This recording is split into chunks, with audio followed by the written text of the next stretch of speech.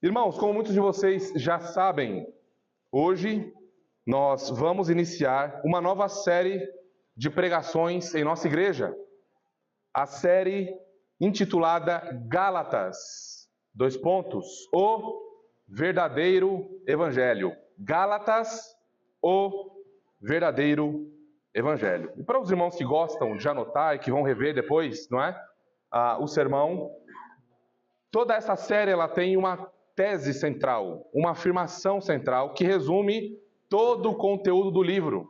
Os irmãos estão acostumados já com a nossa afirmação teológica que resume o sermão, e agora nós temos uma afirmação teológica que resume o livro, não é?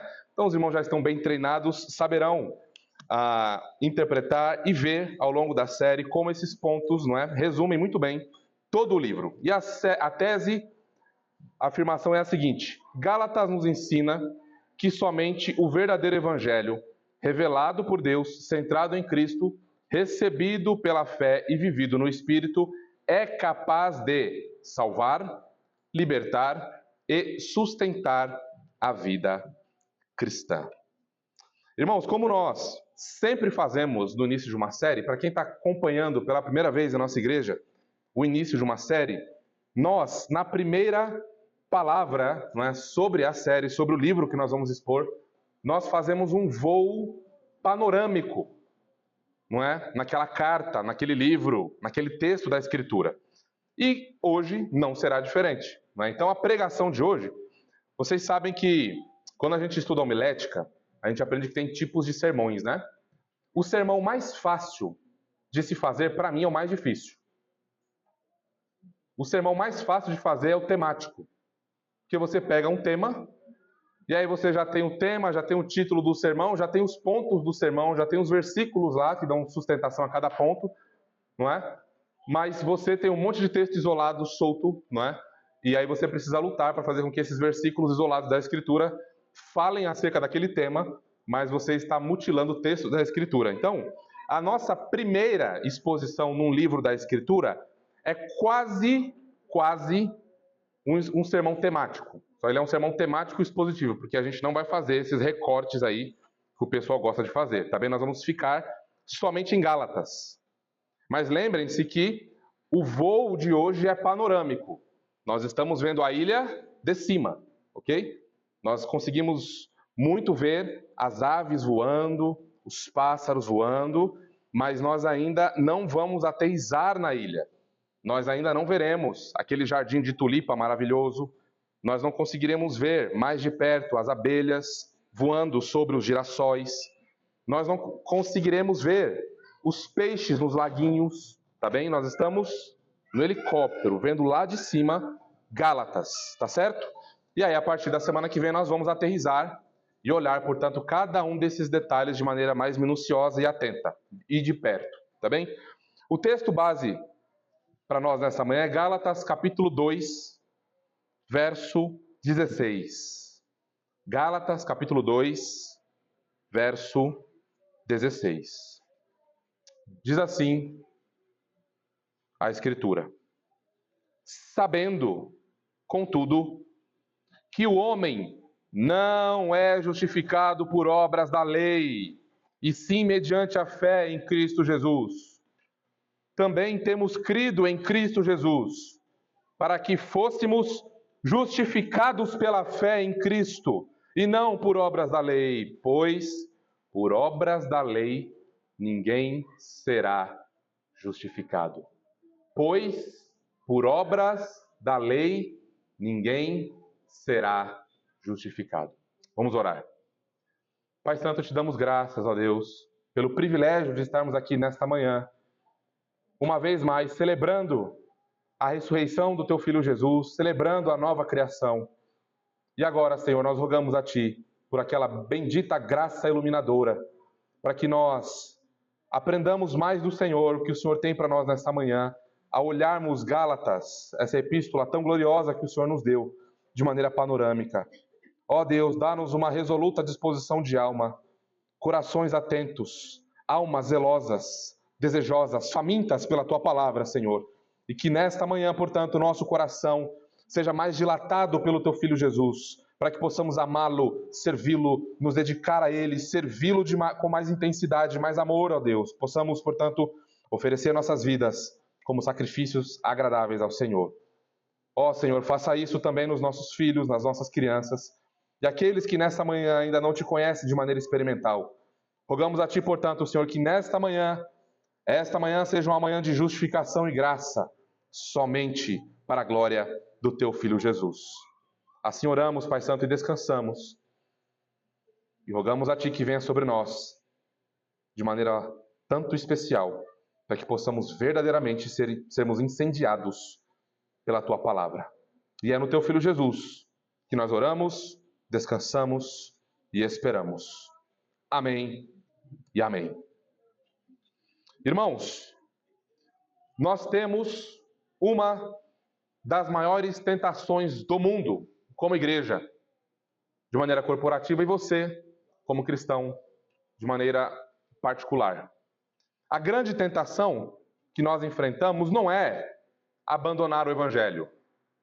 Não é dizer que nós não precisamos de Jesus, que Jesus não é bom, que Jesus não ama, que Jesus não é gracioso. Não, essa não é a nossa tentação.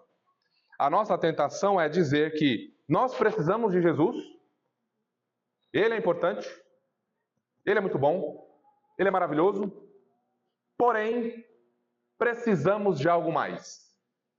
Em outras palavras, nossa maior tentação é tentar acrescentar alguma coisa à suficiência de Jesus Cristo. Acrescentar alguma coisa ao Evangelho. Jesus mais as boas obras. Jesus mais meu desempenho espiritual. Jesus mais a tradição. Jesus mais o meu mérito. Essa é a nossa grande tentação. Ou ainda, podemos retirar do Evangelho aquilo que ele produz, transformando a graça de Deus em desculpa para uma vida dominada pelo pecado. Essas são as duas grandes tentações que nós enfrentamos. Nos dois casos, a glória do verdadeiro Evangelho é perdida. Nos dois casos, a glória do verdadeiro Evangelho é perdida. Portanto, irmãos, nesta manhã e ao longo desta série, o nosso objetivo será levar a nossa igreja a reconhecer, a amar, defender e vivenciar, aplicar o único Evangelho, o glorioso e verdadeiro Evangelho, que é o único capaz de salvar pecadores. O Evangelho da graça de Deus em Cristo Jesus, que nos dá a justificação somente pela graça, independente das obras da lei. Esse vai ser o nosso objetivo ao longo desta série e ao longo deste sermão. Deixe-me fazer uma pergunta a vocês. Qual foi a última boa notícia que você recebeu? Tenta lembrar aí, puxar na memória. A última boa notícia que você julgou ser uma boa notícia.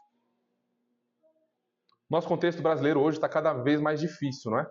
Fora do contexto do âmbito familiar, receber boas notícias, principalmente quando nós olhamos para a nossa nação. O que seria uma boa notícia para você? O que seria uma boa notícia hoje em dia? Vamos olhar rapidamente ali para a saúde. Talvez você esteve enfermo, vamos lembrar de orar pelas famílias que estão enfermas. Não é? Talvez você esteve enfermo, talvez algum familiar esteve enfermo, não é? E aí, pela graça de Deus, o familiar e você foram restaurados. Pense na economia, né? Está cada vez mais difícil fazer compra do mês, né? Está cada vez subindo mais o valor das coisas. Antes era 100, 200, 300 e está aumentando, né? A cada ida ao mercado. O Senhor nos guarde, não sabemos onde isso vai parar. Talvez você, à luz disso, né, da economia, pense na sua vida profissional. Estava um tempo desempregado, lutando, preocupado, e você recebeu um emprego, não é? Graças a Deus por isso. Uma porta se abriu. Talvez uma boa notícia em relação à vida conjugal. Deus deu um filhinho a vocês. Oh, notícia maravilhosa, né? Que Deus nos abençoe com mais filhos, não é? Talvez alguma luta, alguma crise conjugal e Deus os restaurou, Deus os fortaleceu. Podem ser consideradas boas notícias algumas dessas situações aqui. Mas nós não podemos nunca esquecer que a melhor boa notícia de todas é o Evangelho de Jesus Cristo. E lembre que nós não podemos esquecer o que significa a palavrinha evangelho. Não é? Evangelho não é amar o próximo, evangelho não é fazer boas obras, não é? O evangelho de Jesus Cristo é a boa notícia de que Jesus morreu por pecadores, pelos seus pecados, e ressuscitou ao terceiro dia para a sua justificação. É o textinho que a gente manda todo domingo às 6, 6:30 da manhã, lá na nossa lista de transmissão.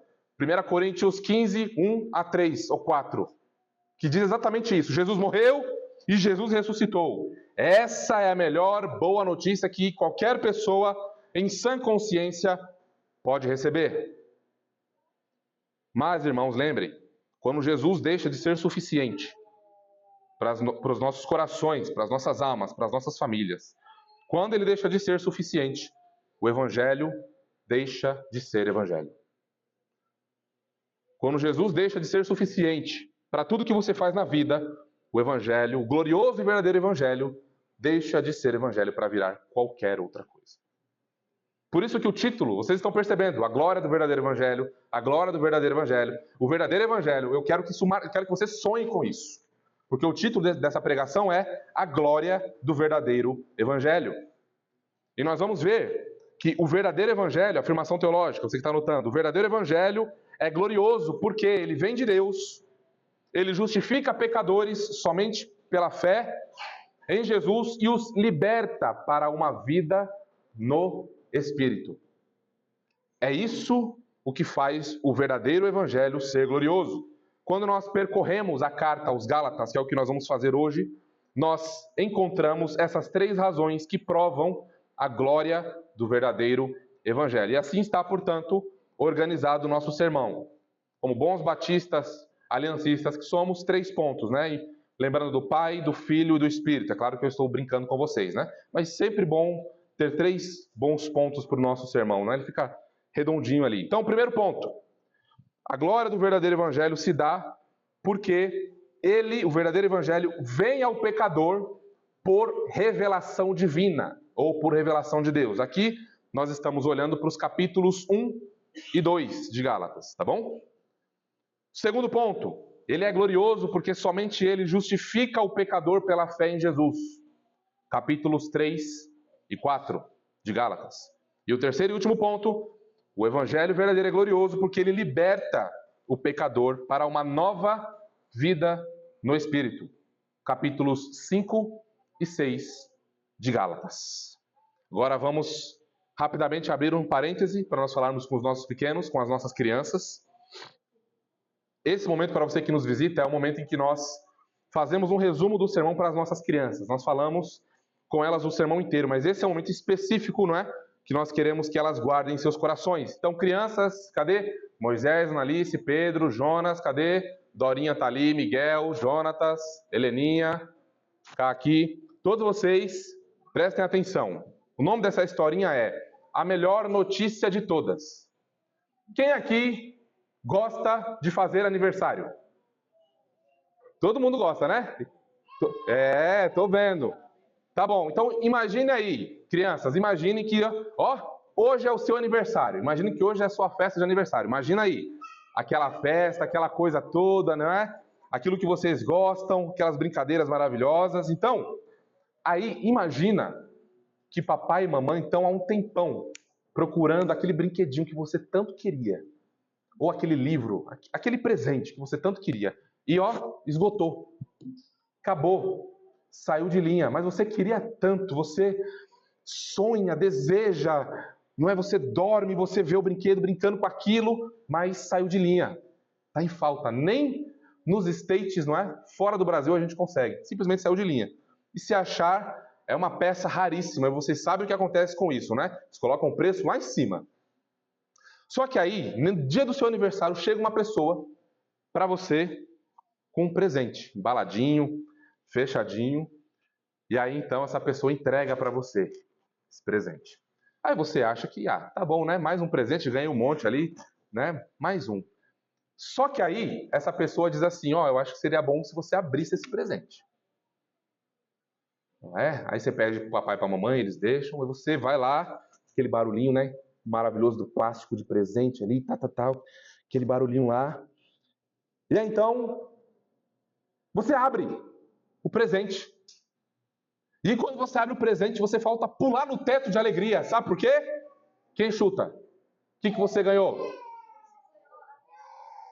Exatamente, Moisés. Foi aquele presente maravilhoso que vocês estão aí 2, 3 anos buscando e não acham de jeito nenhum. Alguém achou, alguém comprou, alguém te entregou e pronto. Você não quer mais nada, você só quer, né? E aí você, lembrando da dificuldade que foi daquilo, você olha e fala assim: nossa, você conseguiu, eu queria tanto isso, muito obrigado. Quanto que é? Você pergunta para a pessoa. Você esquece que é seu aniversário, você esquece dos outros presentes, você foca só nesse. E esse era tão difícil, era tão custoso, tão escasso, não é? Você não encontrava mais. E aí você esquece e fala assim: quanto que é? Não é? Porque isso aqui não tinha lugar nenhum. Eu preciso... Será que papai e mamãe vai ter dinheiro para pagar? E agora, né? Você esquece, que é aniversário, esquece. Só que aí a pessoa vira para você e fala assim: não, você não precisa pagar. Porque é o quê?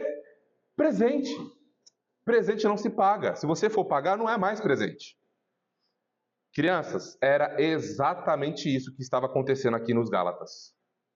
Exatamente isso. O que estava acontecendo com os Gálatas era assim, que o evangelho de Jesus Cristo para eles não era suficiente. A graça de Deus em salvar pecadores não era suficiente. Portanto, eles estavam adicionando coisas. Eles estavam querendo pagar, não é, com seu próprio bolso, com seu dinheiro, por meio das obras, para eles serem salvos. Então, esse presente maravilhoso aí, eles estavam exigindo de você pelo presente. Tudo o que vai na contramão do evangelho. Por quê, crianças? Porque, o evangelho ele vem de Deus, não é invenção humana. A salvação vem somente por meio de Jesus e é pela graça. A gente não paga, a gente não compra, a gente não faz nada para receber. E terceiro, Jesus dá nova vida a quem crê nele. Quando essa distorção, crianças, acontece do evangelho, não é o verdadeiro evangelho que vocês têm diante de vocês. E vocês precisam, desde cedo, aprender a reconhecer isso. Que Jesus é suficiente para a nossa salvação e nós não precisamos de mais nada. Jesus é suficiente para a nossa salvação e nós não precisamos de mais nada. Então, crianças, vamos repetir a oração para a gente lembrar e aplicar isso às nossas almas acerca do evangelho do nosso Rei Jesus Cristo. Tio Léo vai ler e depois a gente repete todo mundo junto, tá bom? A oração de hoje é a seguinte, Senhor Jesus, só o Senhor é suficiente para me salvar. Ajuda-me a confiar em Ti e a viver para a Sua glória. Amém. Vamos agora todos juntos? Senhor Jesus, só o Senhor é suficiente para me salvar. Ajuda-me a confiar em Ti e a viver para a Sua glória. E amém. Amém. Isso aí, meus pequenos. Graças a Deus por isso. A palavrinha-chave para vocês pesquisarem nessa semana com os papais é evangelho. Tá bom? Evangelho. Inclusive, papais, nós estamos preparando um livreto especial para os nossos pequenos, para eles acompanharem a série de exposições em Gálatas, tá bom? É um livreto focado só na série de exposições em Gálatas. Toda a organização dos sermões vai guiar esse livreto, então é muito importante que vocês, papais, ajudem os pequenininhos, tá bem? A fazer as atividades, a pintarem, porque eu depois, na semana seguinte, eu vou querer conversar com os pequenos para saber como que eles estão absorvendo o conteúdo das pregações do Evangelho e do esforço de vocês em casa, tá bom? Essa é uma maneira de a igreja supervisionar a si mesma, supervisionar o trabalho dos papais em casa por meio dos seus pastores, tá bom? Então, a partir de semana que vem, o nosso livretinho em Gálatas estará disponível para os irmãos. Agora vamos para a exposição completa do nosso texto. Lembrando o título da pregação, irmãos, a glória do verdadeiro evangelho. Vamos ao primeiro ponto. O verdadeiro evangelho é glorioso porque ele vem ao pecador por revelação divina ou por revelação de Deus. Olhem comigo, capítulo 1, versos 11 e 12. Capítulo 1, versos 11 e 12.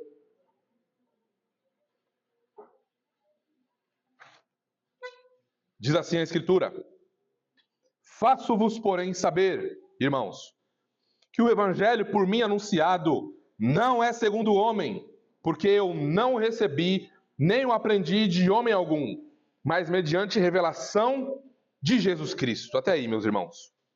Esses versículos aqui são o que fundamentam o nosso primeiro ponto, tá bem? Então, nós precisamos rapidamente olhar um contexto histórico, né, da carta aos Gálatas. Obviamente, é claro para nós que foi Paulo quem escreveu a carta aos Gálatas. Isso aqui é ponto bem comum, inclusive, entre os críticos, tá certo?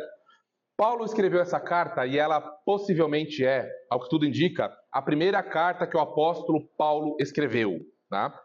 Primeira carta que o apóstolo Paulo escreveu por volta do ano 48 a 50 ali, aproximadamente. Tá no finalzinho ali da sua primeira viagem missionária e início da segunda viagem missionária, porém antes do Concílio de Jerusalém. O Concílio de Jerusalém aconteceu em Atos capítulo 15. Isso é importante para você se situar aí na história da redenção, tá? O Concílio de Jerusalém é aquele concílio que vai discutir exatamente o que a carta aos Gálatas vai discutir. Os gentios estão crendo. Nós estamos nos alegrando com a salvação daqueles que não são judeus. Mas e agora? Eles devem circuncidar? Eles devem observar o calendário litúrgico de Moisés? E agora, o que nós fazemos com os gentios que estão crendo? Então, o Concílio de Jerusalém, em Atos capítulo 15, vai lidar exatamente com essa questão. E por que faz muito sentido Paulo ter escrito antes do Concílio de Jerusalém? Porque ele não menciona essa decisão conciliar que aconteceu entre os apóstolos e os presbíteros, lá em Jerusalém. Tá certo? Paulo não faz nenhuma menção disso ao longo de suas cartas, aqui em Gálatas. Então, nos faz pensar que, por conta disso, esse é um argumento bem interessante para a gente pensar em questão de datação da carta aos Gálatas e do seu público-alvo, não é?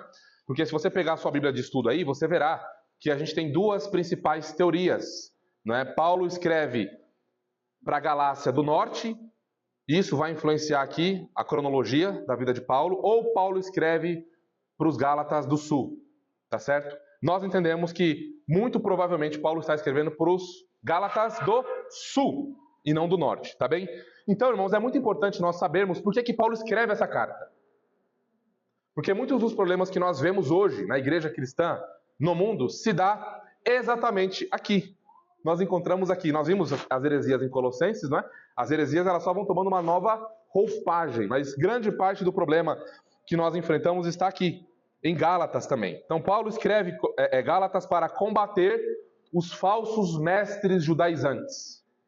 Aqueles que estavam dizendo assim, ó, Jesus é bom, ele é legal, mas se você não for circuncidado, se você não observar o calendário cerimonial mosaico, você não pode ser salvo. Jesus e mais alguma coisa, tá certo? Heresia. Paulo também escreve para afirmar, ou melhor, reafirmar aquilo que ele já tinha ensinado aos Gálatas, que estão se desviando da verdade, que a justificação é somente pela graça, mediante a fé em Jesus Cristo, sem obras da lei. Sem obras da lei.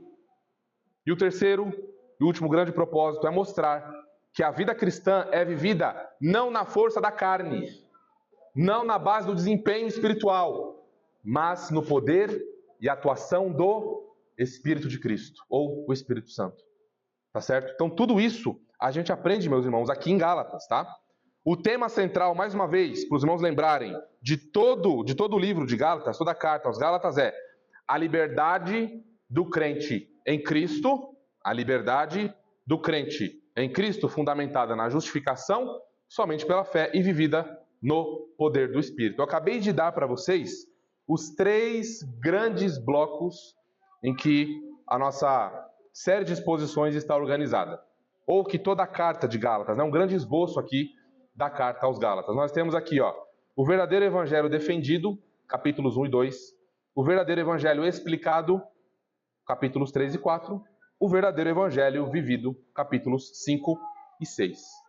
Ditas essas palavras de introdução, irmãos, vamos adentrar agora no nosso primeiro ponto do sermão, tá bem? Depois, se os irmãos quiserem o esboço, eu mando para vocês, tá? Para vocês acompanharem melhor.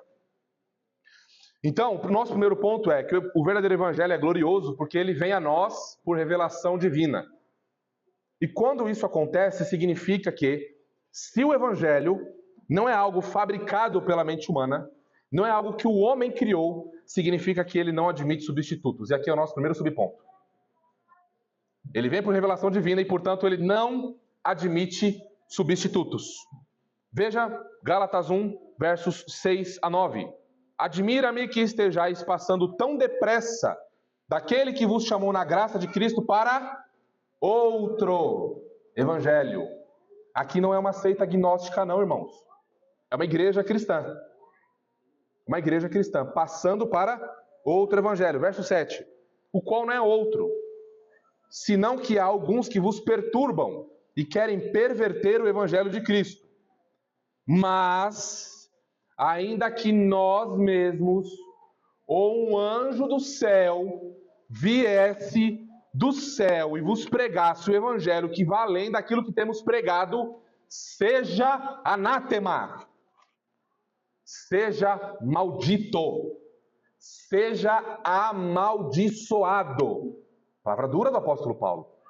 Seja anátema. Assim como já dissemos, e agora repito, se alguém vos prega evangelho que vai além daquele que vocês receberam, seja anátema. 2 vezes o apóstolo Paulo repete essa sentença de maldição muito séria e muito severa para qualquer um que ensina o evangelho de maneira corrupta. É maldito, é amaldiçoado. Ah, mas ele faz obra social. É maldito, é amaldiçoado. Ah, mas eles vão nos presídios. É maldito, é amaldiçoado. Corrompe aquilo que Deus revelou. Não tem nada de bom vindo dali. Tudo que é feito é na força da carne, na força do homem, na força do braço. Está debaixo de maldição divina, irmãos. Não tem conversinha fiada com quem corrompe o evangelho, não. Queridão, arrependa-se porque você está debaixo de maldição. Se você não se arrepender, que Deus venha sobre você, porque você está corrompendo aquilo que Deus deu. Você está sob influência demoníaca. Você está sob influência do pecado. Satanás é quem perverte o evangelho da graça de Deus. Então essas pessoas, por mais, entre aspas, boazinhas que elas pareçam, elas estão fazendo algo profundamente maléfico, que não é falar mal de você no trabalho. Isso é fichinha. Não é trabalhar para que você seja mandado embora. Não é atacar sua família nas redes sociais. Isso é fichinha perto do que eles estão fazendo. Eles estão simplesmente pegando a revelação divina que Pai, Filho e Espírito deram à igreja e estão dizendo, Deus errou. Eu vou dar um jeitinho aqui porque é melhor. É isso que eles estão fazendo. Eles são inimigos da cruz de Cristo, eles são inimigos do evangelho. Por isso que Paulo fala, seja anátema, maldito, quem faz essas coisas. Paulo os chama também aqui de perturbadores da igreja. Sabe, aquelas pessoas que querem perturbar a paz da igreja, é o que eles estão fazendo aqui, judaizantes, não é? Debaixo de maldição severa, mais uma vez, estão corrompendo, deturpando o evangelho da graça de Deus. Irmãos, eu não sei se vocês já fizeram essa pesquisa. Eu fiz quando eu estava me preparando para esse sermão mais uma vez, eu sempre estou dando uma olhadinha ali. Mas nós temos cerca de 10 mil religiões no mundo. Aproximadamente, tá? Aproximadamente 10 mil religiões em todo o mundo. Que alguns conseguem rastrear, né? Por mais que sejam muitas religiões do mundo, todas elas têm algo em comum. Todas elas têm algo em comum. Elas reconhecem que há um problema com a humanidade. Tem um problema grande com a humanidade.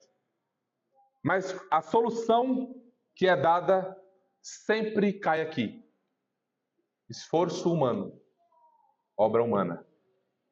Você tem sempre que oferecer alguma coisa para que Deus te receba. Você tem que fazer alguma coisa para ganhar o céu. Você tem que dar alguma coisa da sua vida. Você tem que fazer metas, bater metas. Você tem que se machucar, você tem que matar um animal. Sempre assim. Você tem que separar sempre um valor de dinheiro para dar aos pobres, porque aí você vai ficando cada vez mais santo, até que Deus te receba e te salve. Mas cuidado, porque você tem que manter o padrão, senão você cai de lá. Todas caminham assim. Todas as religiões caminham nessa direção. Religião de obras. Pelo empenho do que você faz. Isso, irmãos, isso aqui, sim, é fabricado pela mente humana.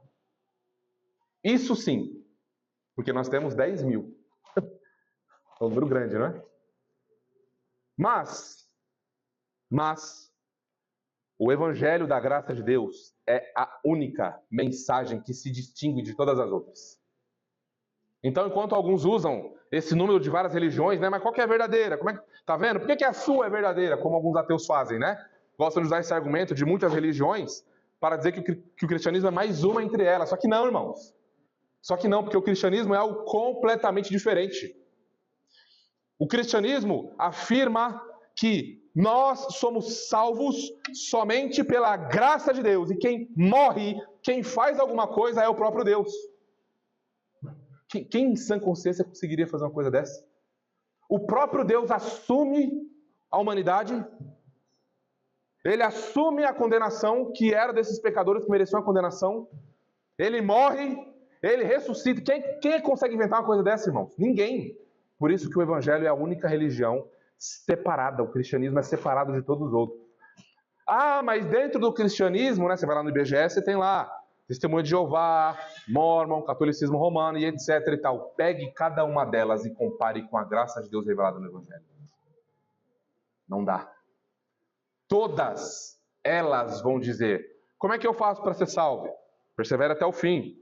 Pega um texto da Escritura distorcido e aplica errado. O que eu tenho que fazer para ser salvo? Ah, vem para a minha religião aqui, ó. Vem para a minha igreja. Assim você identifica uma seita, viu, irmãos? A partir do momento que desse púlpito aqui começar a dizer que só aqui é salvação, só aqui tem a graça de Deus, corra daqui, porque aqui virou uma seita. Tá certo? O Evangelho não está restrito à nossa igreja local, mas ele também está presente em nossa igreja local. Então notem isso. A mente carnal e caída e morta em seus delitos e pecados jamais conseguiria imaginar algo dessa natureza. O próprio Deus vindo resgatar o seu povo, ele mesmo se entregando nas mãos de pecadores para salvar esses pecadores. Por isso, irmãos, por isso que há um rigor mais severo, mais alto, mais profundo para quem corrompe o evangelho que Deus revelou. Deus revelou, nós simplesmente recebemos, guardamos e pregamos e ensinamos. Agora, os falsos mestres, como era o caso dos judaizantes, eles pegaram a revelação e disseram: não gostamos, precisamos arrumar. O que Deus ensinou não está muito bem certo, não. Precisamos distorcer. Olha a audácia dessas pessoas. Não tem nenhum temor do Senhor. Aliás, não conhecem, não é? Porque Ele é o grande campeão de Sião, o rei da igreja, Jesus Cristo, que nunca perdeu uma batalha, jamais perderá. Ai daqueles que ficarem no caminho. Ai daqueles que ficarem no caminho, Ele pisará em suas cabeças. Ele julgará os seus pecados. Ele é o guerreiro, o campeão de Sião. Ai daqueles que brincarem com o rei da igreja. Ai daqueles que brincarem com o evangelho que ele revelou à sua igreja. Não há substitutos para o evangelho, meus irmãos. Nem mesmo uma experiência espiritual. Você pode ver um anjo, uma labareda. Você pode ver alguma coisa, ouvir vozes. Você pode falar o que for. Nenhuma experiência espiritual substitui o evangelho da graça de Deus. Nada, nem ninguém substitui o evangelho da graça de Deus. Há um perigo aqui, meus irmãos. Porque nós precisamos de discernimento. Se você pegar uma nota de R$100, sem aquelas canetinhas ou sem recursos para você saber se é falsa ou verdadeira, hoje as notas estão... A tecnologia, né, de falsificação está muito alta também. Não é só inteligência artificial, não. Tem outras tecnologias aí avançando. Se eu, por exemplo, pegar uma nota de R$100, eu não consigo identificar se ela é verdadeira ou falsa. Porque ela é muito parecida com a verdadeira. A menos, obviamente, que eu tenha os recursos necessários, né? Por que eu estou dizendo isso? Porque os falsos mestres, irmãos, eles não chegam dizendo assim, ó... Alguns até dizem, né? Alguns até dizem. Mas, geralmente, eles não chegam assim, não, ó. Gente, nós não precisamos mais de Jesus. Acabou. Esse negócio aí de evangelho, sabe, ó, não dá mais, não. Isso aí afasta as pessoas. Não. Eles geralmente não chegam assim. Eles chegam com uma fala mansa, eles falam bem, eles são engraçados, eles são muito bons de lábia. E aí quando você percebe, tá ali, ó, o erro, a heresia misturado com a verdade. E você, sem discernimento, é presa fácil para esse tipo de gente. Se você não está bem firmado no evangelho, você pega essa nota de 100 e é capaz ainda de ser preso como repassando nota falsa. Até provar que não foi você que está passando isso para frente, isso já está em maus lençóis.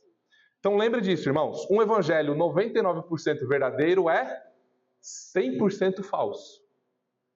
Tá certo? Nós precisamos de um evangelho 100% verdadeiro. E precisamos de condições para analisar isso. Avançando. Por vir ao pecador por revelação divina, ele não depende da aprovação humana. Isso aqui é sensacional, irmãos. O evangelho não depende de você aprová-lo. Não depende se eu vou aprová-lo. Não depende de aprovação humana. Olha ali os versículos 10 a 12 do capítulo 1. Ó. Paulo dizendo, porventura, procuro eu agora o favor dos homens ou de Deus? Ou procuro agradar a homens? Se agradasse ainda a homens, não seria servo de Cristo. Faço-vos, porém, saber, irmãos, que o evangelho por mim anunciado não é segundo o homem, porque eu não recebi nem o aprendi de homem algum, mas mediante revelação de Jesus Cristo. Paulo recebeu diretamente de Jesus Cristo a revelação do evangelho. Em outras palavras, ó Gálatas insensatos, abram seus olhos. O que vocês estão ouvindo aí, dando atenção, é ensino de homens. Não procede da verdade. Abram seus olhos, porque quem tem consciência de que o evangelho verdadeiro é de revelação divina, não fica querendo agradar a homens. Não quer aprovação de homens. Ai, eu vou falar do evangelho, o que será que vão pensar de mim? Não quer aprovação de homens. É revelação divina. O que vai pensar de você, pouco importa. O que nós estamos interessados em saber, o que as pessoas vão pensar de Deus, porque foi Ele que revelou o evangelho. Não foi você, não fui eu. Nós somos os vasos que levam o ouro. Mas nós não somos o ouro. Nós não fizemos o ouro. Muito pelo contrário, irmãos. Quem conheceu o evangelho de verdade sabe que os pecadores devem buscar a aprovação de Deus e não eles aprovarem a Deus. Não é o pecador que aceita a Deus. É Deus que aceita o pecador, se ele arrepender-se dos seus pecados. Claro, obviamente, que a gente não vai ser grosso, ignorante, como nós vimos na última exposição, em Colossenses, né? Palavra certa, pensada, temperada com sal, graciosa, agradável, mas firme e segundo a verdade de Deus. Porque nós, como cristãos, como Paulo nos ensina, não recebemos algo que vem do homem. É algo que vem de Deus, então nós não precisamos de chancela humana nenhuma. Fala, assim diz o Senhor. Eu não concordo. Tudo bem, meu querido. Tudo bem, minha querida, você pode não concordar, mas nós recebemos. Nós recebemos esse tesouro que subsiste há mais de 2000 anos. Então, irmãos, mais uma vez, nós precisamos do verdadeiro evangelho. Sabe por quê? Porque o verdadeiro evangelho, ele fere. Ele fere. O verdadeiro evangelho fere. O verdadeiro evangelho mata. No sentido metafórico, tá, irmãos? Ele mata o ego. Ele fere o orgulho. O verdadeiro evangelho vai dizer que o soberbo tem que cair. Deus resiste aos soberbos, mas dá graça aos humildes. O verdadeiro evangelho vai humilhar o legalista. O verdadeiro evangelho vai acabar com o moralista. O verdadeiro evangelho vai tirar a máscara do hipócrita. O verdadeiro evangelho vai triunfar sobre a incredulidade. O verdadeiro evangelho é aquele que olha para você e diz assim, você não é bom o bastante. Você não é bom o suficiente. Você não é tão bonzinho ou tão bonzinha o quanto você pensa. E nós não precisamos ir muito longe nisso. Basta sondar os seus pensamentos. Basta sondar a sua consciência e você verá quantas coisas más passam no seu coração e na sua mente. Você não é bom. Você está mergulhado num poço de pecados. E só o verdadeiro evangelho é que pode lançar luz sobre o seu coração e conduzi-lo à real solução para a sua alma. Pastor John MacArthur disse certa vez o seguinte: as pessoas passam suas vidas inteiras ofendendo a Deus. Permita que sejam ofendidas pelas verdades do evangelho um pouco.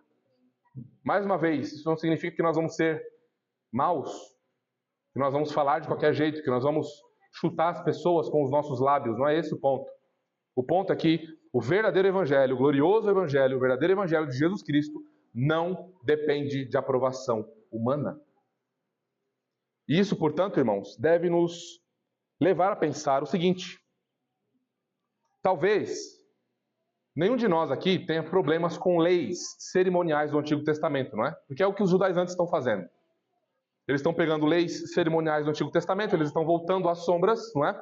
Desprezando a realidade do mistério de Cristo totalmente revelado, e estão voltando, portanto, às sombras. Talvez ninguém aqui tenha problema com circuncisão, não é? Ninguém tem problema aqui com a festa dos tabernáculos, com o sacerdócio levítico. Porém, será que de alguma maneira não há um outro evangelho passando de vez em quando no seu coração? Será que não há um outro evangelho passeando pelos cômodos da sua casa? Será que não há um evangelho da barganha aparecendo lá quando há conflitos entre filhos e esposas? Te aceito, só se você fizer o que eu quero. Barganha. Será que esse outro evangelho tem andado debaixo do tapete em sua casa? Será que o evangelho aqui entre aspas, tá? O evangelho do desprezo, te aceito, mas só depois de uns 3 dias de gelo. Só depois de... Depois. Não quero conversar agora. Será que esse outro evangelho tem passado nos cômodos da sua casa? Será que o evangelho da falta de paciência está lá? Te aceito, desde que você não me tire do sério. Será que esse evangelho está por lá? E o evangelho das experiências? A pessoa tem revelação de tudo, sonha com tudo, vê tudo. Sabe quantos anjos dançam na cabeça de um alfinete? Ela vê tudo. Deus revela tudo para ela, menos os pecados que ela comete em secreto. Menos os pecados que ela comete em secreto. Isso Deus nunca revela para ela. O evangelho da falta de perdão. Eu te aceito só se você pedir perdão. Tudo isso aqui, irmãos, são componentes, alguns componentes de um outro evangelho, que não é o evangelho da graça de Deus. Nós precisamos sondar nossas almas. Pai, o melhor presente que você pode dar para a sua família, diariamente, é o evangelho da graça de Deus. Se alguma sombra desses falsos evangelhos aqui tem passado no seu lar, arrependa-se agora. Chame a sua esposa, arrependam-se. Orem ao Senhor e trabalhem arduamente para que o Senhor transforme o lar de vocês. Esposa, o melhor presente que você pode dar ao seu marido nesse Dia dos Pais, sabe o que é? É um coração zeloso, um coração firme, um coração que o lembra das suas responsabilidades como guardião espiritual do lar, como campeão amoroso do lar, de diariamente cumprir com seus deveres espirituais em casa. É o melhor presente, esposa, que você pode dar para o seu marido. Não deixá-lo dormir em paz, sem cumprir a sua nobre tarefa, o seu ministério que foi dado por Deus a ele. Outra coisa a considerar aqui, irmãos, antes de avançar. Será que nós temos temor de homens? Será que quando falamos sobre proclamação do Evangelho, nós estamos esperando a aprovação das criaturas? Será? Porque se estamos assim, irmãos, se temos sido de alguma forma impedidos de anunciar o Evangelho da graça de Deus às pessoas por causa de temor de homens, por causa de aprovação de homens, nós estamos desagradando ao Senhor. Por isso que o Senhor nos chama a mais uma vez também a sondar as nossas almas, os nossos corações e nos arrependemos disso, pois o evangelho da graça de Deus não depende da aprovação de homem nenhum. Não se envergonhe do evangelho. Mais uma vez, Paulo está preso e ele fala: lembrem-se das minhas algemas. Ele não se envergonha do evangelho. Não se envergonhe do evangelho no seu lar, na sua casa, no seu âmbito mais sagrado. Ali é o lugar onde você descansa, onde você dorme, onde você e a sua esposa, os filhos, onde vocês se amam, onde Deus é revelado como nunca. Não se envergonhe do evangelho no seu lar. Se o evangelho está ausente no seu lar, é porque você tem se envergonhado de Deus. Você tem se envergonhado do Senhor Jesus no seu lar. Não se envergonhe do evangelho lá. Não se envergonhe do evangelho no seu trabalho. Deus colocou você lá, a providência colocou você lá. Deus tirou você das trevas, livrou você do império das trevas. Não se envergonhe de Deus no seu trabalho. Deus colocou você lá nesse tempo para que pessoas conheçam a luz do evangelho nesse tempo em que você está lá. Você, não é o vizinho, mas o outro também é crente. Esquece o outro, é com você. Você, Deus está chamando para não se envergonhar do evangelho no trabalho, na faculdade, no âmbito acadêmico. Não se esquive, não se envergonhe do evangelho lá. Deus também plantou você lá, tem pessoas lá. Se dedique aos estudos, seja o melhor aluno para a glória de Deus, mas não se envergonhe do evangelho lá. Não se envergonhe do evangelho na escola, pequenininhos. Não tenham medo. Exponham a sua fé, exponham o que vocês estão aprendendo. Viu coisa errada, não feche os olhos. Exorte, fale. Deus não se agrada dessas coisas. Irmãos, não nos envergonhemos do evangelho na rua. Daqui a pouco a gente vai sair. Vamos encontrar pessoas. Quando eu paro no trânsito, alguém vem entregar alguma coisa de imobiliária, né? Eu nem quero nada, mas de repente eu quero, já puxo aqui. O farol abriu. Lê que isso é importante. Estou falando de eternidade. A gente precisa estar pronto na rua. Precisa andar com as nossas bombas espirituais, com os nossos panfletos evangelísticos, nossos livretos evangelísticos. As pessoas estão aí, irmãos, caindo em pecado, indo para a condenação eterna. E nós temos a solução. Então nós não podemos nos envergonhar do evangelho. Mas avançando um pouquinho mais para o nosso segundo ponto. O evangelho, o verdadeiro evangelho também é glorioso porque ele justifica o pecador pela fé em Jesus. Aqui a gente já está agora, irmãos, no capítulo 2, tá? Capítulo 2, versículo 16. Lá diz assim: sabendo, contudo, que o homem não é justificado por obras da lei, e sim mediante a fé em Cristo Jesus. Também temos crido em Cristo Jesus, para que fôssemos justificados pela fé em Cristo, não por obras da lei, pois por obras da lei ninguém será justificado. Ninguém será justificado. Somente o Evangelho de Jesus, irmãos, justifica o pecador. E aqui nós precisamos, falar o que isso significa. Estamos falando de justificação. Um dos temas mais caros e importantes para nós enquanto reformados.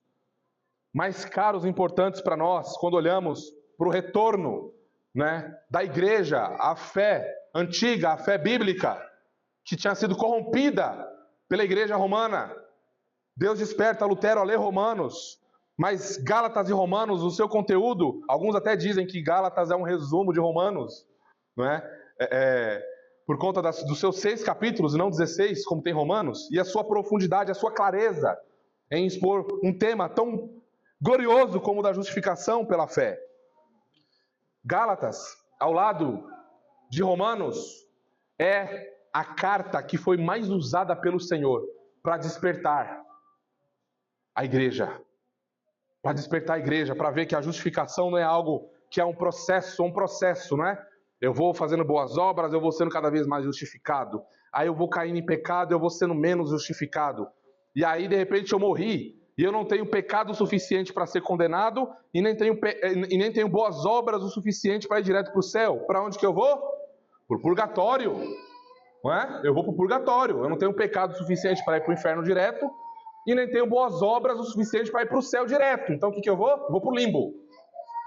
Eu vou lá para o purgatório. E aí surge um recurso para levantar dinheiro na igreja para ela construir os seus templos, para lhe enriquecer. É mais ou menos assim, ó. Você tem aí um parente seu no purgatório? Você tem certeza que ele está lá? Pois bem, está aqui. Compre.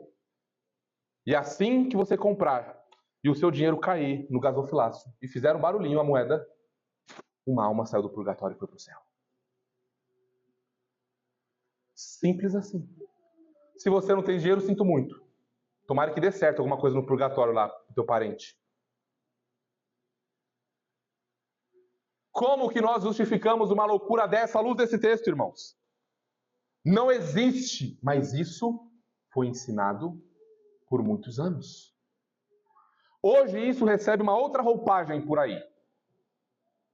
Tá certo? Mas notem, o que temos aqui é um escândalo para qualquer judeu ortodoxo. O judeu vai olhar para isso e falar, é loucura. Sim, é loucura para o judeu. É escândalo para o gentio. O grego fica maluco. Como assim? Salvo pela graça, eu não tenho que fazer. Como assim? Isso não existe. Existe sim. Agora, o mais pecador dos gentios pode ser chamado de filho de Abraão. Herdeiro das promessas. Jerusalém celestial. Rei celestial. Terra celestial. Reino celestial. Povo celestial. Céu celestial. Tudo pela fé em Cristo Jesus. Mas eu não tenho que pagar nada. Já foi pago. Eu não tenho que fazer nada. Já foi feito. Irmãos, não há salvação hereditária. Tá certo? Os nossos filhos, eles não entram no pacto da graça por descendência familiar. Tá certo? Não existe isso. Você nunca vai encontrar isso na Escritura. Não há perdão de pecado sem fé em Jesus Cristo. Não há perdão de pecado sem a graça de Jesus Cristo, sem a união com Jesus Cristo.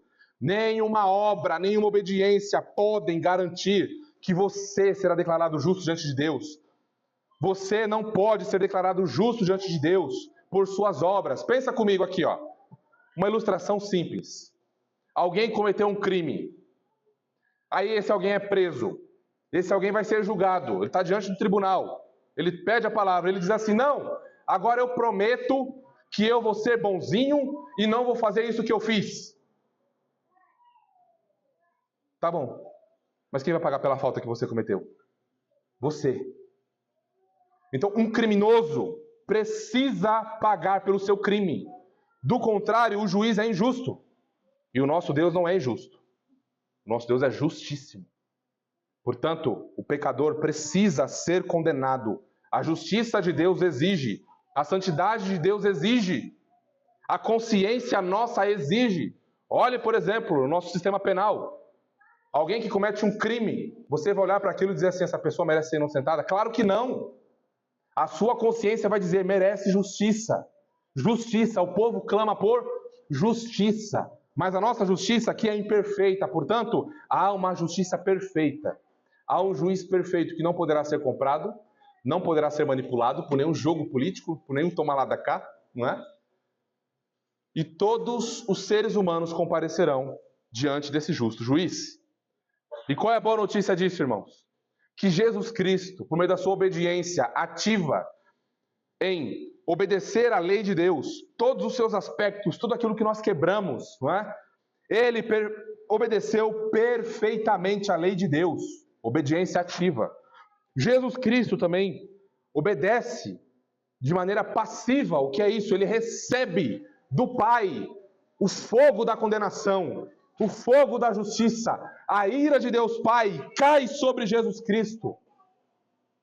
E agora, nenhum que crê nele precisa ser condenado, porque ele já recebeu a condenação pelos pecados da igreja, do seu povo. E agora o que é que eu faço então para receber essa glória, essa graça maravilhosa?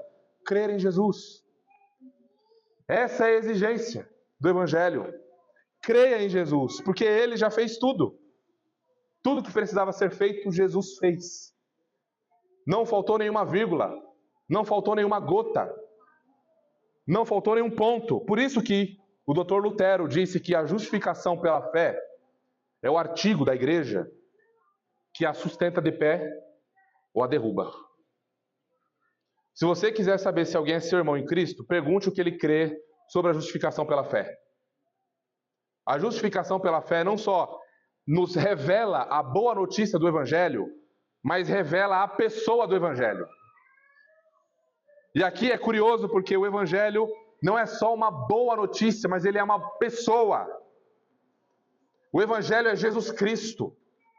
A boa notícia de que Deus homem, salva pecadores pela graça. É o coração do Evangelho, irmãos. Aqui nós estamos falando do coração do Evangelho, é algo inegociável para nós. Vocês se lembram da condição da humanidade? Filhos da ira. Não há nada de bom, não há quem busque a Deus. Todos se desviaram, todos querem levar suas vidas do seu jeito. Não importa o que Deus diz em sua palavra. Todos viraram as costas para o Salvador. Cuspiram no Salvador. Rejeitam os chamados gloriosos e amorosos do Redentor. Essa é a condição da humanidade. A humanidade se virou contra o justo juiz e disse: eu vou viver do meu jeito, eu não quero nem saber o que o Senhor tem para mim. Esse é o cenário do homem. Esse é o cenário do coração do homem. Por isso as guerras, as destruições, as mortes. O homem sem Cristo Jesus está debaixo da ira de Deus.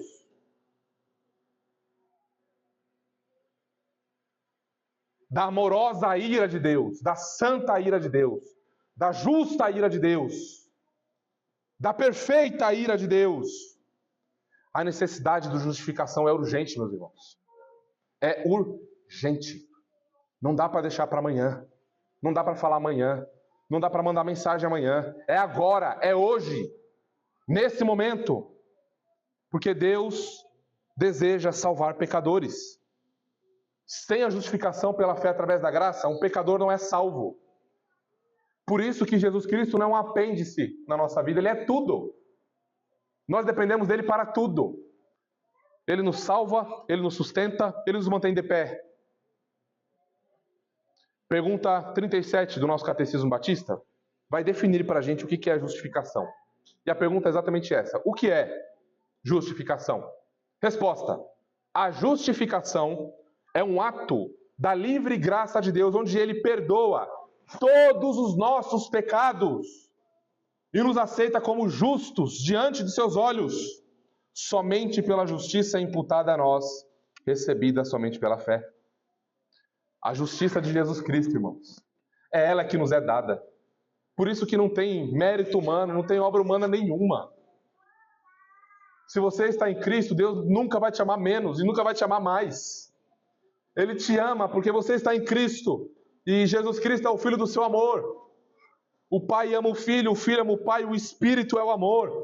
Nós estamos nessa comunhão bendita, na Santíssima Trindade, nessa pericorese, essa dança, não é? Que recebeu esse nome, onde o Pai, Filho e Espírito estão intimamente ligados em uma comunhão eterna de amor e nós somos entrelaçados nessa dança gloriosa e amorosa e somos mergulhados e batizados no amor de Deus, o Pai, em Cristo Jesus, no Espírito. Irmãos, que glória é essa? Que bendito Evangelho da justificação pela graça em Jesus Cristo. Permita-me ilustrar, para que a gente possa entender de maneira mais simples a justificação. Imagine um homem num tribunal, um criminoso. Ele está lá carregando sua longa ficha de crimes. É um assassino em massa, um ladrão, um bandido. As provas estão lá. Tem prova, tem vídeo, tem tudo. Tem impressão digital, não tem para onde ele correr. Tá certo? E ele precisa ser condenado. A sentença será promulgada. O juiz dirá o que fazer com ele. Mas aí, de repente, ele não pede uma segunda chance para ser melhor. A notícia que vem no júri é que aquele homem culpado pode ser livre, porque alguém recebeu a condenação em seu lugar. Aquele criminoso, mau, horroroso, que sim, merecia o inferno. Eu não estou falando de você, eu estou falando de mim. Aquele criminoso, horroroso, aquele verme maldito, soberbo, amante de si mesmo, que merecia o inferno, que rejeitou a Jesus Cristo, diz que agora, em Jesus Cristo, não há condenação. Em Jesus Cristo, o verdadeiro amor lança fora o medo da morte. A condenação se foi. A boca do inferno foi fechada. E os braços do céu se abriram para nós. E fomos abraçados pela graça celestial por meio de Jesus Cristo. Irmãos, essa é a notícia mais maravilhosa que alguém pode receber. De que sim, há perdão. Há amor real e verdadeiro. Há alguém interessado em cuidar de você e fez tudo por você. Não é alguém que está olhando no que você pode oferecer. Não é alguém que está querendo defraudar você emocionalmente. Não é alguém que está querendo defraudar você financeiramente. Não é alguém que quer defraudar você espiritualmente. Que na hora que você pecar, escorregar e cair, vai virar as costas para você e vai embora. Não. Não é assim com o nosso Redentor. Jesus Cristo assume a condenação para que a justiça dele pudesse ser entregue a nós. Pecadores injustos e miseráveis, agora aceitos por Deus, por meio da obra de Cristo Jesus. E agora, irmãos, veja, não para por aí. A boa notícia não acaba aí. O Evangelho é glorioso porque ele justifica o pecador pela fé em Jesus. E também ele e somente ele, transforma pecadores em filhos. Veja agora, estamos no capítulo 4, versos 4 a 7. Vindo, porém, à plenitude do tempo, Deus enviou o seu Filho, nascido de mulher, nascido sob a lei, para resgatar os que estavam sob a lei, a fim de que recebêssemos a adoção de filhos. E, porque vós sois filhos, enviou Deus ao nosso coração o Espírito de seu Filho que clama, Abba, Pai. De sorte, já não és escravo, porém filho, e sendo filho, também herdeiro por Deus. Olha a glória do Evangelho, irmãos.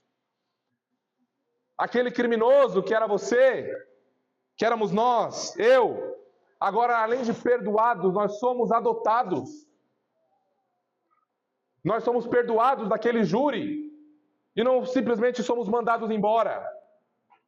Nós somos perdoados, inseridos em uma família. Talvez esse criminoso poderia pensar, poxa, que glória, que maravilha, eu fui perdoado do meu pecado, agora eu vou embora, mas para onde eu vou? Você tem um destino certo. Hoje você vai sentar na mesa com o seu Senhor. Você vai se alimentar dele, você vai ter comunhão com ele. Aquele que morreu por você, ressuscitou por você, ó pecador. O que é adoção? É um ato também da livre graça de Deus, pela qual somos recebidos, presta atenção nisso. Nós somos recebidos dentre o número dos filhos de Deus e adquirimos o direito a todos os privilégios que Jesus conquistou. Nós somos herdeiros, segundo a promessa. E é interessante nós lembrarmos que em Roma, nesse período, para acontecer um processo de adoção, era necessário uma testemunha. Eu não sei se você notou quem que é a testemunha nesse texto. Olha lá comigo de novo. Deus enviou o seu Filho, nascido de mulher, nascido sob a lei, para resgatar os que estavam sob a lei, a fim de que recebêssemos a adoção de filhos. E porque vós sois filhos, Deus enviou ao nosso coração o Espírito de seu Filho, que clama, Abba, Pai. O Espírito Santo, irmãos, é a testemunha. É aquele que confirma. E não poderia ser outra pessoa da Trindade, não é? Ele é quem aplica a obra de Jesus em nós. Ele é quem nos convence do pecado, da justiça e do juízo. Notem a comunhão na bendita Trindade. O Pai envia o Filho e o Pai enviam o Espírito. E esse Espírito, irmãos, é o selo da aliança que nos faz clamar, Papai, Paizinho, Papaizinho. Deus agora não é mais um carrasco pronto a jogar um raio na nossa cabeça, porque nós não o conhecíamos, nós tínhamos medo dele. Agora, a habitação bendita e gloriosa do Espírito em nós nos conduz à oração. E nós que antes odiávamos a Deus, não queríamos saber de Deus, não ligávamos para Ele, porque Ele tem a dizer. Agora nós nos importamos. Mas não só isso, nós temos comunhão íntima com Ele. Não é mais alguém distante, não é mais alguém alheio. Talvez alguns de vocês aqui sejam como eu, filho criado por mãe. O pai foi embora, abandonou, virou as costas. Um pai que abandona sua família, seu filho, é um covarde. Não pode nem ser chamado de homem alguém assim. Mas por que eu estou dizendo isso? Porque por mais que os nossos pais terrenos tenham falhado em suas missões de revelar o caráter amoroso e glorioso e gracioso do nosso Pai Celestial, Ele ainda assim não ofusca a glória, o poder, a majestade e o amor de Deus o Pai que nós experimentamos em Jesus no poder do Espírito. Irmãos, isso é glorioso. Por isso que o cristão ora, não é? Não é para ficar pedindo coisas. Deus é gracioso, Ele nos dá coisas. Não é nada de errado pedir coisas, desde que, obviamente, essas coisas não sejam, não dominem o nosso coração. Mas o ponto mais gracioso da oração é a intimidade com o Senhor. Ó Pai, ó meu papai, ó Pai amoroso, glorioso, como eu amo estar em Sua presença, perceber o Senhor, como eu amo experimentar a graça do Evangelho em comunhão contigo. Ó Pai, obrigado por não ter me fulminado, obrigado por o Senhor ter mandado Jesus, obrigado por ter me dado o Seu Espírito, doce Espírito. Ah, irmãos, a marca gloriosa de que verdadeiramente fomos salvos é de que nós temos comunhão com Deus. Nós o amamos, nós o desejamos, porque Ele habita pelo Seu Espírito em nós. Ele nos batiza nesse amor e Ele é quem nos faz clamar, Pai. Pai de uma maneira íntima, amorosa, não distante. E é interessante nós percebermos que essa expressãozinha em aramaico aqui, mais que esteja em grego aqui, né, mas ela é falada em aramaico, era uma expressão que os judeus não usavam nas suas orações. Mas era algo que recorrentemente estava nos lábios de quem? Quem chuta? Quem chuta? Mais alto? Jesus, exatamente. Jesus é esse que chama o Deus do Pai de papai. Meu Pai de maneira superlativamente íntima. E nele nós temos isso, irmãos, porque o Espírito habita em nós. Então não há mais medo, não há mais temor. Podemos ir a Deus o Pai em Jesus Cristo e ter muita comunhão com Ele, porque Ele nos ama, porque Ele é gracioso, Ele nos chamou para si. E o Seu Espírito é que nos conduz nessa direção maravilhosa de amor e graça que nós experimentamos na oração. Essa é uma gloriosa bênção na alma do eleito de Deus. Ele ora por influência graciosa e amorosa do Espírito Santo em sua vida e se apropria em sua consciência de que ele é verdadeiramente filho de Deus. É o que diz Romanos 8, não é? O Espírito Santo testifica com o nosso espírito que nós somos filhos de Deus. Há essa certeza, há essa confirmação, não só externa, mas também interna em nossa alma. O Espírito confirma no nosso interior de que nós pertencemos a Ele e fomos adotados, portanto, em sua graça. Então, guardem isso, irmãos. A justificação, ela muda o nosso status judicial, muda o nosso veredito. A adoção muda a nossa família. Nós somos aqueles da família da fé. Por isso que nós nos importamos com os irmãos. Quando os irmãos não vêm, quando os irmãos faltam, quando os irmãos não avisam, não é só o nosso trabalho pastoral, é também, não é? Nosso trabalho pastoral como igreja. O que você faltou? Está precisando de alguma coisa? Como que nós podemos te servir? Mas é esse aspecto. Quando um membro da família falta na maior celebração da família, puxa, por que você não veio? Essa é a maior celebração do povo de Deus, não é? E nós nos amamos, então há esse cuidado amoroso e gracioso antes de dever e antes de tarefas que também são lícitas nesse aspecto, tá certo? Então lembre disso. O eleito justificado era culpado. Deus o justificou. O eleito sem Jesus Cristo, sem o Evangelho, debaixo da ira de Deus, era escravo. E o que aconteceu com ele? Deus o resgatou da escravidão. Transportou ele do império das trevas para o reino do Filho do seu amor. Colossenses 1,13. Ele era estranho à família da fé. Ele era estranho ao povo da aliança. Ele era estranho à igreja. O que aconteceu? Deus o adotou e o plantou na igreja. Agora, esse homem e essa mulher que caminhavam antes para a condenação eterna na cidade da destruição, agora caminham rumo ao céu, na Sião celestial.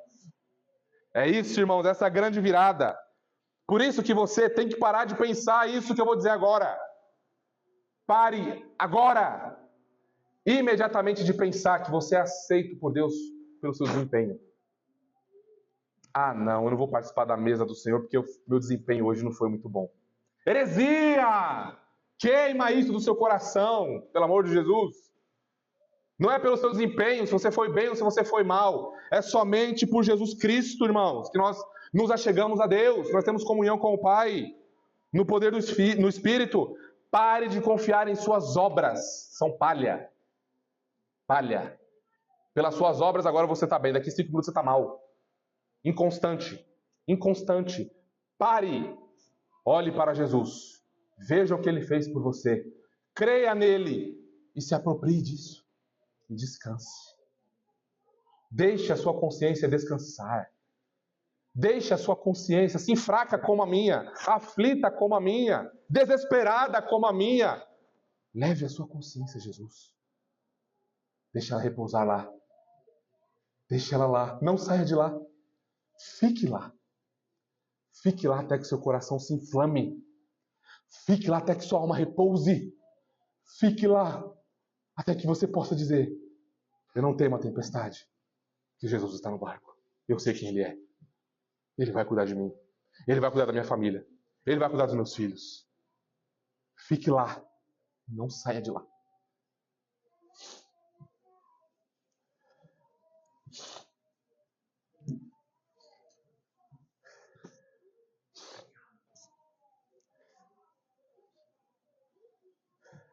Lembre disso, irmãos.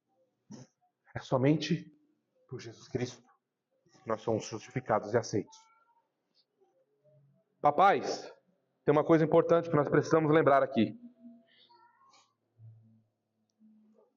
Salvação não é hereditária, como nós falamos.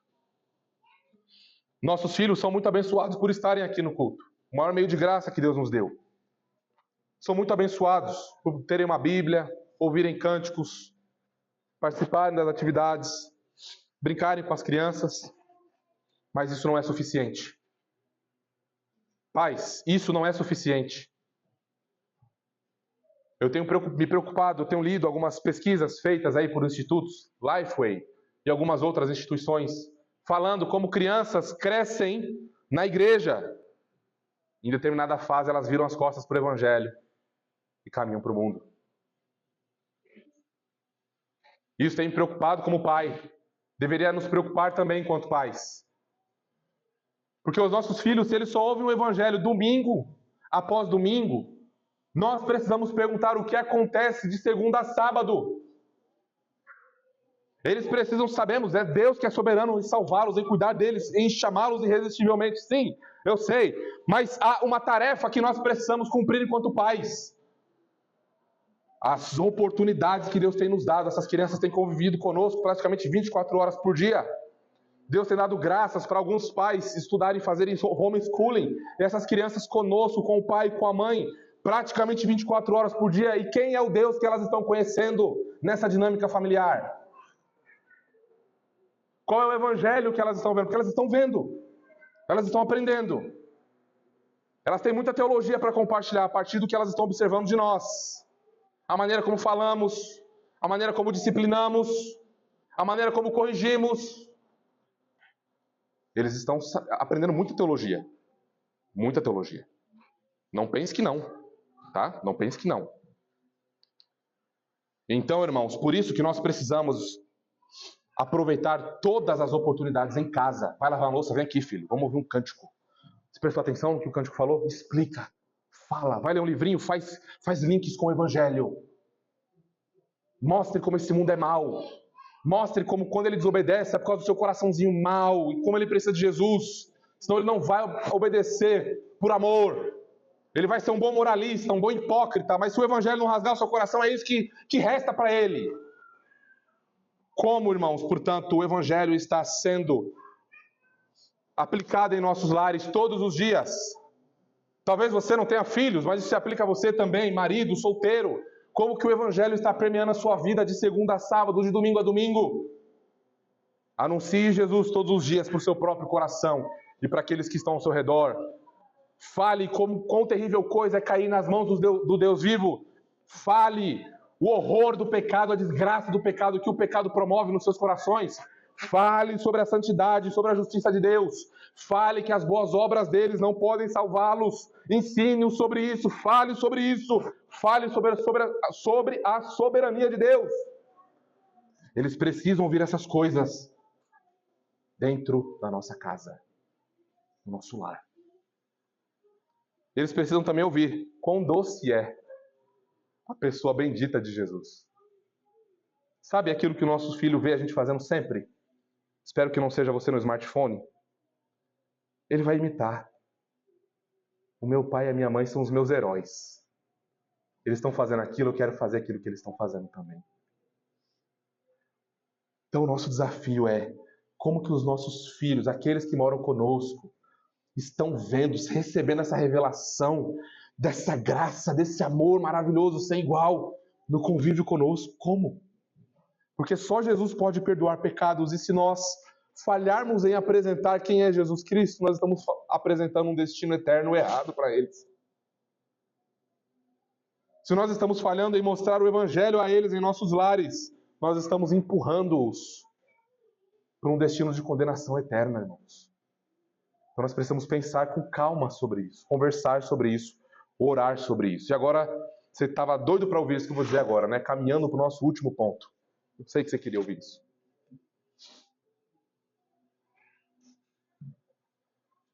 O Evangelho, o verdadeiro Evangelho é glorioso porque ele liberta o pecador para uma nova vida no Espírito. Isso é maravilhoso. Gálatas capítulo 5 e 6, e eu vou ler o capítulo 5, versículo 1 agora. Para a liberdade foi que Cristo nos libertou. Permanecei, pois, firmes, e não vos submetais de novo a jugo de escravidão. O verdadeiro Evangelho glorioso, ele nos liberta para uma vida de santidade no Espírito. Não é? Nós acabamos de ler, portanto, nós somos libertados por Cristo Jesus. Nós éramos escravos do pecado, nós não conseguíamos nos livrar do pecado. Nós conseguíamos escolher qual pecado cometer, não é? Mas nós não conseguíamos nos livrar dele. Porque o nosso coração caiu em trevas. Nós morremos espiritualmente. E quando isso aconteceu, correntes foram colocadas em nossas mãos, e em nossos pés, e em nosso pescoço. Nós não conseguíamos sair. Éramos escravos, portanto, de Satanás e do pecado. E assim é todo aquele que não tem Jesus Cristo em sua vida, que não crê em Jesus Cristo. Agora, libertados dessa escravidão, o Espírito de Jesus Cristo nos transforma diariamente pelo seu poder, para que nós sejamos cada vez mais moldados à imagem de Jesus. E aqui é santificação, não é? Aquele que foi justificado, salvo, ele vai ser santificado e purificado cada vez mais para se parecer com Jesus. Esse é o processo que dura toda a vida, não é? A justificação é de uma vez por todas. Você é salvo, declarado justo. Nada muda isso. Agora, a santificação ela vai mudando. A gente vai crescendo, às vezes a gente retrocede, mas sempre estamos caminhando no poder e na graça do Espírito. Por uma obra sobrenatural de Jesus Cristo por meio do seu poder, atuando em nós. O mundo e os seus valores mortos vão cada vez mais saindo do nosso coração e da nossa alma. Enquanto que a nova criação, os novos valores, a nova maneira de agir, vai cada vez mais tomando conta do nosso coração.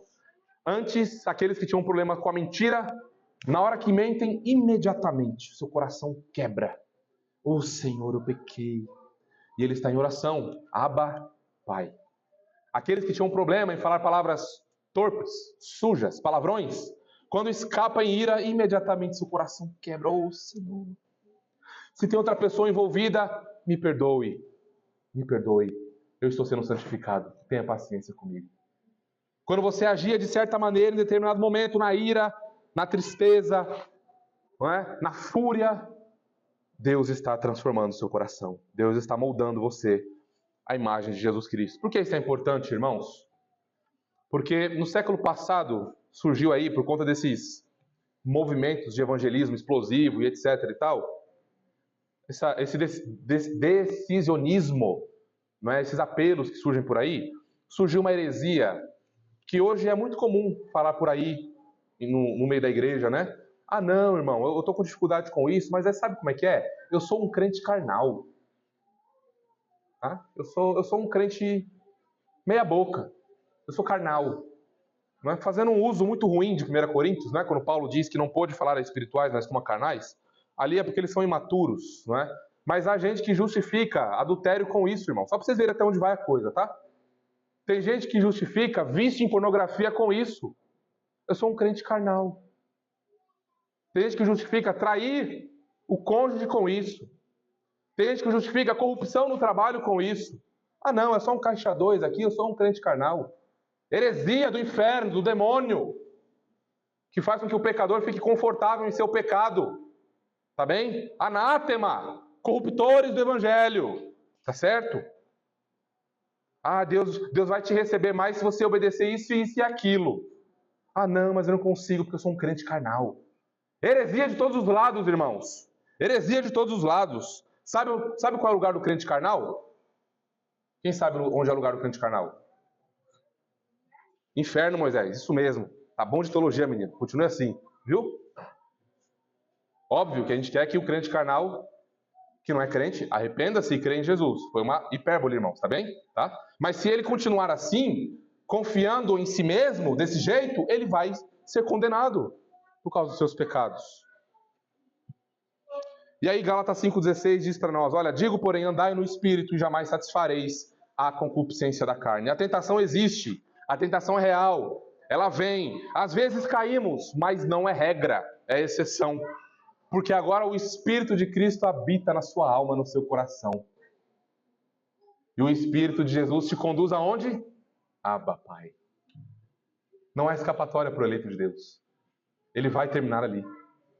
Não há escapatória para você, eleito de Deus. Você vai terminar ali. Abba, Pai, me perdoe, Senhor. Me restaure, me fortaleça. Eu sou teu. Uma ilustração simples. Uma árvore viva produzirá bons frutos. Um ser humano vive, respirará naturalmente. Um eleito de Deus caminhará em piedade, naturalmente também. Avançando agora para o nosso último subponto, antes das considerações finais. Também o verdadeiro evangelho liberta o pecador para uma vida que se gloria na cruz. Aqui é um golpe fatal no ego. É um golpe fatal na justiça própria. Porque olha lá o que diz. Paulo dizendo, capítulo 5, versículo 13, 14 e 15, aqui ó, 14 e 15. Mas longe esteja-me, senão na cruz do nosso Senhor Jesus Cristo, pela qual o mundo está crucificado para mim, e eu para o mundo, pois nem a circuncisão é alguma coisa, nem a incircuncisão, mas o ser nova criatura. Irmãos, o Evangelho não produz vanglória. O Evangelho não produz vanglória. Sabe o que é vanglória? Olhe, eu fui circuncidado. Oh, Gamaliel me circuncidou. Paulo me circuncidou. O Levi me circuncidou, Arão me circuncidou, Moisés me circuncidou. Olha, eu observo o dia do Senhor, viu? Seu pecador miserável. Eu sou zeloso com o dia do Senhor. Olhe como nós fazemos com as verdades de Deus. Olhe como o nosso coração é astuto. Nós pegamos a verdade, em vez de nos humilharmos e sermos humildes, o que nós fazemos? Eu observo o dia do Senhor, seu dispensacionalista. Herege miserável. Não é? Olha o que nós fazemos. Olhe como eu não minto. Olhe como eu falo a verdade.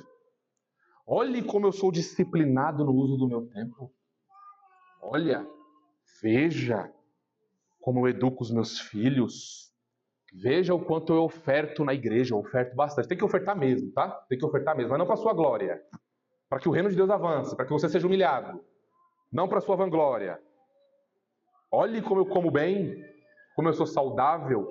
Olha como eu emagreci, perdi 18 quilos.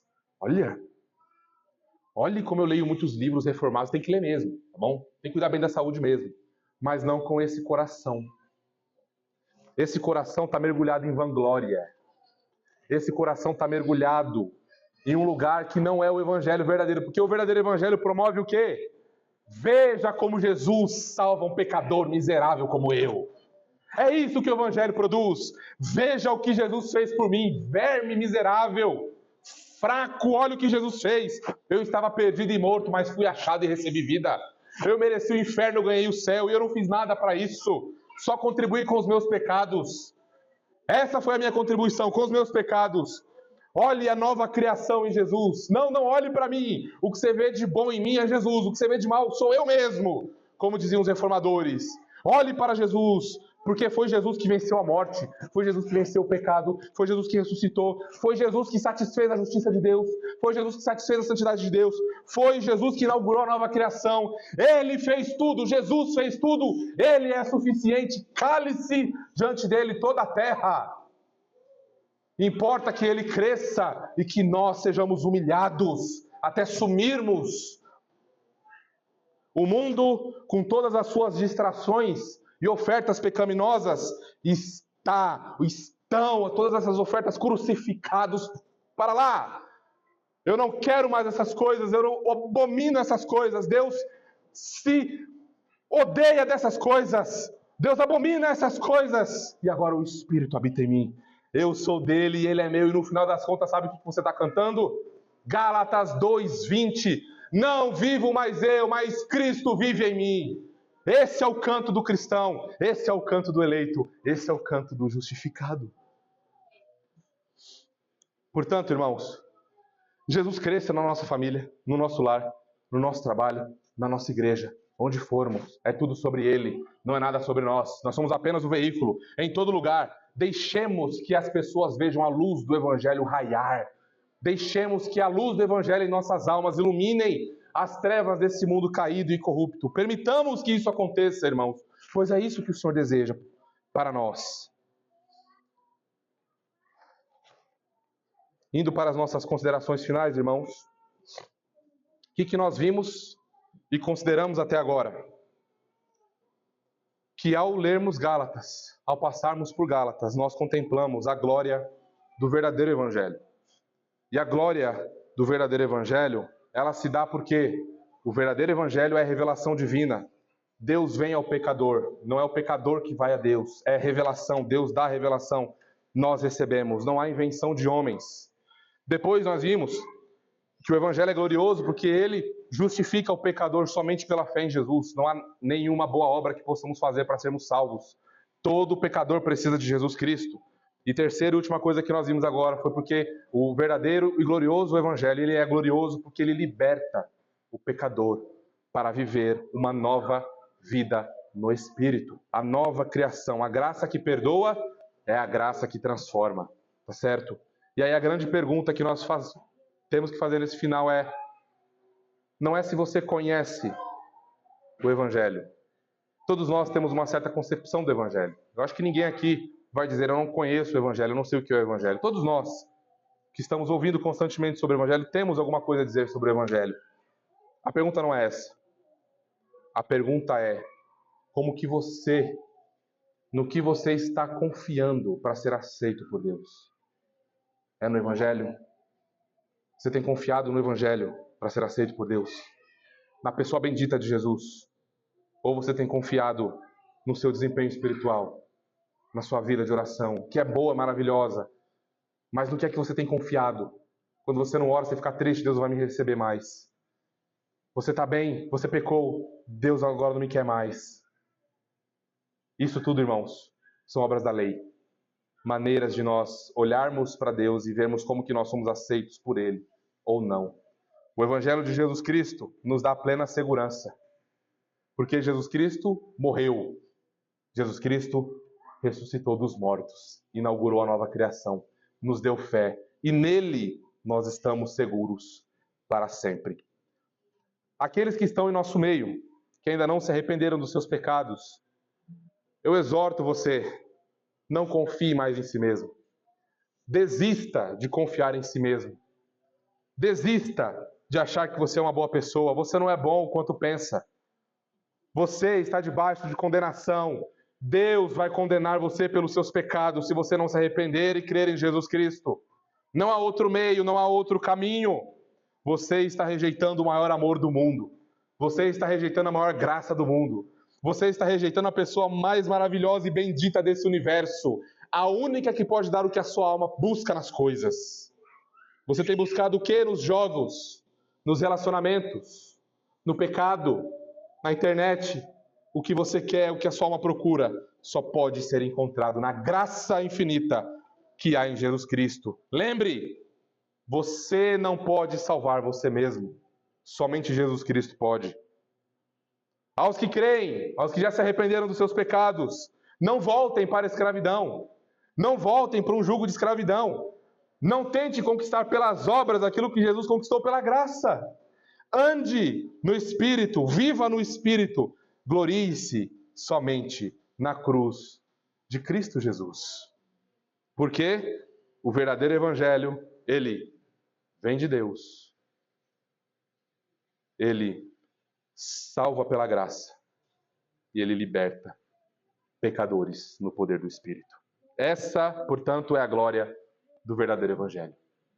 Oremos. Pai Santo, nós te damos graça, Senhor. Ó Deus, muito obrigado pela graça que temos no teu santo Evangelho. Obrigado pelo teu Filho Jesus.